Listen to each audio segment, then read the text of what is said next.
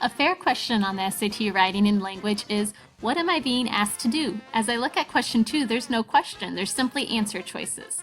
The SAT expects you to understand that in the paragraph they have underlined a certain sentence or word that they want you to look at and replace with the answer options when they don't put a question there.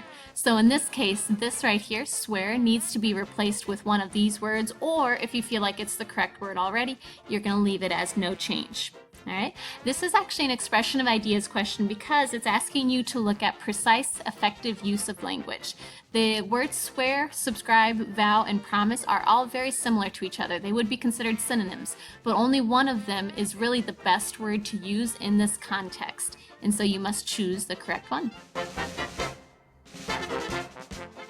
The correct answer is D, because promise is a very positive word, and as we look at the sentence, the scientists are wanting to swear to advance the field of paleontology in the years to come. And so since they want to pass on their knowledge to the next generation, they want to advance the field in the years to come, we think the word promise has the best connotation in that sentence. So why are the other answer choices not correct? Well, the simple answer is they just don't sound right in the context of the sentence. Whenever you are doing these questions, read them out loud in your head. See if which one sounds the best. Usually that is the correct answer.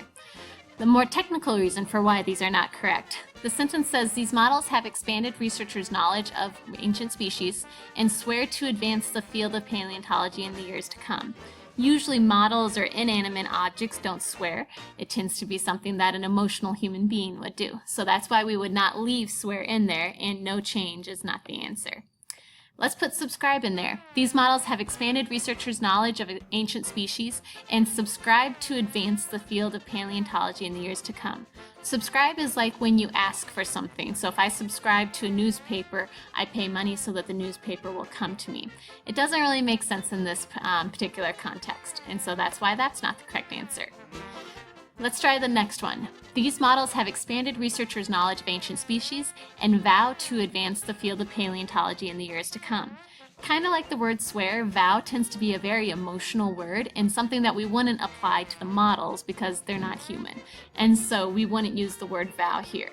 So promise has the correct connotation, the correct positive idea to say that they're going to advance the field of paleontology in the years to come.